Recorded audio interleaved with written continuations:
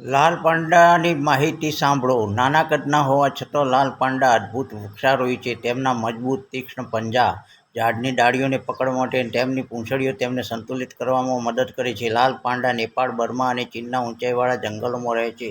તેઓ જે વાતાવરણમાં રહે છે તેના માટે તેઓ સારી રીતે સજ્જ છે. તેમની પાસે જાડા, અવાહક લાલ કોટ અને જાડી પૂંછડી છે, જેનો ઉપયોગ ઠંડા હિમાલયની આબોહવામાં સ્કાર્ફ તરીકે કરી શકાય છે. લાલ પાંડા 20થી વધુ વાંસની પ્રજાતિઓ ખાય છે. તે સર્વભક્ષી પ્રાણી છે. નેપાળી શબ્દ પોન્યા પરથી પાંડા શબ્દ બન્યો છે, જેનો અર્થ થાય છે વાંસ અથવા છોડ ખાતું પ્રાણી. તેનું વૈજ્ઞાનિક નામ એલ્યુરસ ફલ્જેન્સ છે.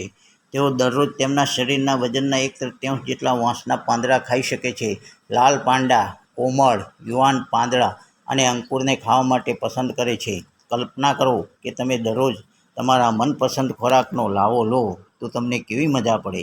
લાલ પાંડાને ઘણીવાર ક્રેપસ્ક્યુલર તરીકે ઓળખવામાં આવે છે, એટલે કે તેઓ વહેલી સવારે અને મોડી બપોર દરમિયાન સૌથી વધુ સક્રિય હોય છે. ખૂબસૂરત લાલ પાંડા પાસે ખાસ ડિઝાઇન કરેલા કાંડા અને પંજા છે, જે વૃક્ષની ટોચ દ્વારા તેમની કાર્યક્ષમ હિલચાલ કરવામાં મદદ કરે છે.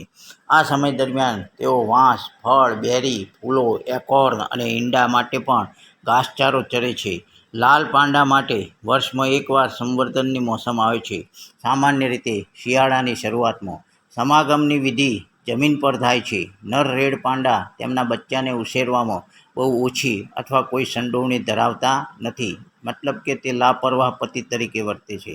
દુર્ભાગ્યે, લાલ પાંડા ગેરકાયદે શિકાર, તેમના રહેઠાણનો વિનાશ અને હિમચિત્તાઓના શિકારનો ભોગ બને છે. તેઓને લુપ્તપ્રાય પ્રજાતિ તરીકે વર્ગીકૃત કરવામાં આવે છે.